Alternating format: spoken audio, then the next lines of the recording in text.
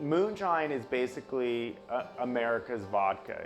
In Russia they have vodka, in Mexico they have tequila, and here in Tennessee we have moonshine. Short Mountain Distillery is a special place to all of us, of course, because we're involved in it on a day-to-day basis. But what I try to tell our visitors when they come out is that we're not just about the booze here. This is, I mean, that pays the bills, of course, but this is really more about history. This is about heritage. This is about providing an opportunity for families that have lived here for generations to be able to really talk about things that their ancestors did and what even they have done in the past, which is making the moonshine to make a living. Well, if you look around you, you know there's not very many places you could grow a lot of crops and things. So corn was the basic crop that everybody grew, and when they get more corn than they could use, they couldn't store it all, so they could turn it into a liquid, and they could store the liquid and they could sell it throughout the rest of the year. But moonshine actually came across when the settlers came here. If you stop and think, they had no alcohol, they had no pain reliever, they had no cough medicine. So just about every country family had a still. And it wasn't for Uncle Joe to drink out behind the barn to get drunk on. It was for medicinal purposes and other things that the whole family could use. I have to tell people that we are, I mean, I'm saying this from the bottom of my heart, we are making the best moonshine in the entire country. Cannon County has a history of making the best moonshine ever, and we are continuing that tradition, and we're not cutting any corners about it. So I'm standing behind my product, and I hope everyone wants to come up here and try it for themselves because it's a great product. The area has always been known for making good quality moonshine.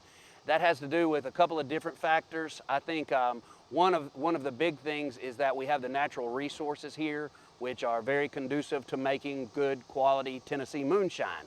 That being the first being the spring water that we have, another being the fact that we have what I like to refer to as marginal farmland, enough to grow a crop, not to get rich off of, but enough to grow enough of a crop to feed your stock and to be able to make this added value product that we're making here. It also has to do with a lot of the types of people that were coming here then. This was really rough country, and it took somebody who was pretty strong-willed, pretty hard-working and independent to be able to come here and make a living. And that's really what all these families around here that are known for the moonshining, they were just trying to make a living. They were trying to feed their families. This was not a get-rich-quick scheme by any chance at all. It was really a lot of hard work, and it was something that they took pride in, that they did produce a good product. The other was that they needed places to hide and places to where they wouldn't be caught by the sheriffs or the revenuers. Well, you can look around where we are right now, and there's several places that you could find to hide out and never get caught. The revenuer that tried to catch us for 25 years came up, and we had a nice visit, and he turned out not to be as bad a guy as I thought he was. So. I'd been organic farming all my life. People use the term organic now. The way I've always thought of it is that's just the natural way of farming. It's the old-timey way, really. Up until about 30 or 40 years ago, folks didn't have all these chemicals and pesticides that they could use. My grandfather taught me to farm the way that I'm farming now and called that other stuff. He said, that's taking a shortcut. He said, I want you to always do it right. One of the things we try and do here is keep the resources that we're harvesting from the farm back into the farm. So we make mash, with the corn that we grow here, and we distill that and turn that into alcohol. And then we take that spent mash and we feed it back to the animals. And they, of course, give us manure, which we compost. We turn that into a compost tea. We spray that back on the corn, and we start the cycle all over again. Farming and distilleries have always had a pretty close relationship. The farming that goes on here is mainly to grow the grains that we need in order to produce the moonshine. The green process is something that's really been important to us from the beginning here. One of the ways that we use that is we have about 50 head of cattle and about 80 head of goats. Those, of course, help us with our fertilization process.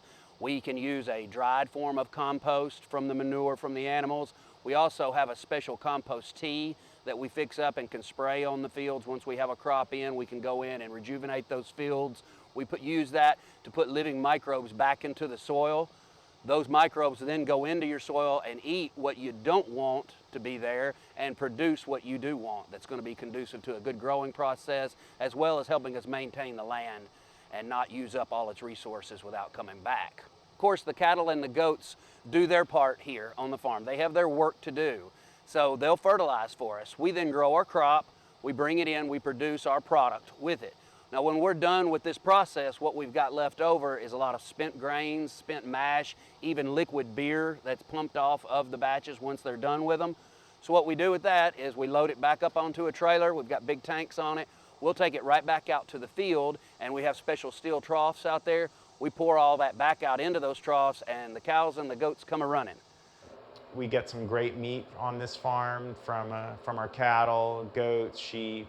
I eat almost all my meat from animals that are raised on this farm, and it's just a great side product, you know, besides having great moonshine.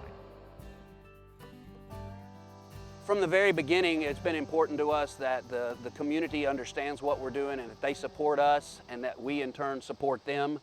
This is a unique opportunity for us because we can honestly say to Cannon Countyans who voted for us that without them, we wouldn't be here.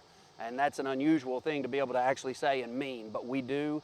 And we have had continuous support from everyone in the county, from our neighbors to local officials to law enforcement. Everyone has been there and been very supportive of us. And we just hope that we can make that worth their while and pay them back as the years unfold.